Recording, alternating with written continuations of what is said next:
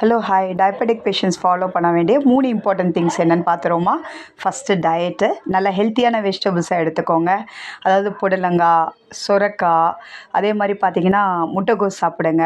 நல்லா காலிஃப்ளவர் நிறையா எடுத்துக்கோங்க. பாவக்காய் சாப்பிட்டுக்கோங்க. பாவக்காய்லாம் வாரத்தில் 2 நாள் கண்டிப்பாக உங்கள் டயட்டில் எடுத்துக்கோங்க. அதே மாதிரி நிறைய க்ரீன் வெஜிடபிள்ஸ், அதாவது பீன்ஸ், இந்த மாதிரி காய்கறிகள் நிறைய உங்கள் டயட்டில் எடுத்துக்கோங்க. டெய்லி கீரை சாப்பிடுங்க. நான் சொல்கிற டயட்டெல்லாம் ஒன்லி ஃபார் டயபெட்டிக் பேஷண்ட். டயபெட்டிக்கோட வேறு ஏதாவது ப்ராப்ளம் இருந்துச்சு அப்படின்னா உங்கள் டாக்டர் அட்வைஸ் கேட்டுக்கோங்க.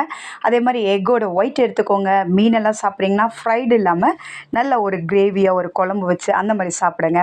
வெஜிடபிள் சூப் கண்டிப்பாக ஒரு 11 o'clock போல் எடுத்துக்கோங்க.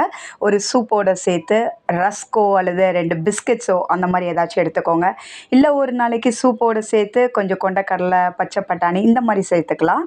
ஸோ அதே மாதிரி நைட்டு கண்டிப்பாக கோதுமையில் சேர்த்தது அல்லது கேழ்வரகுல சேர்த்த மாதிரி தோசை, சப்பாத்தி, ரொட்டி இந்த மாதிரி சாப்பிடுங்க.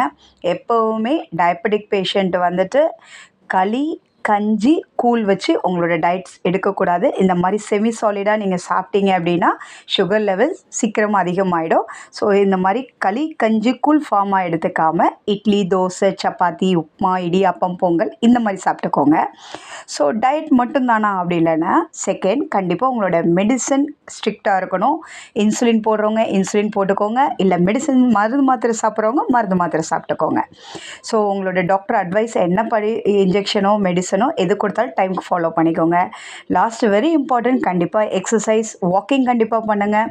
அதே மாதிரி ஏரோபிக் எக்ஸசைஸ், ஸ்ட்ரெச்சிங் எக்ஸசைஸ் இதெல்லாம் பண்ணி வந்தீங்களா உங்களோட சுகர் லெவல் கண்ட்ரோலில் வச்சு லைஃப் லாங் நம்ம ஹெல்த்தியாகவே இருப்போம். தேங்க்ஸ் ஃபார் வாட்சிங்.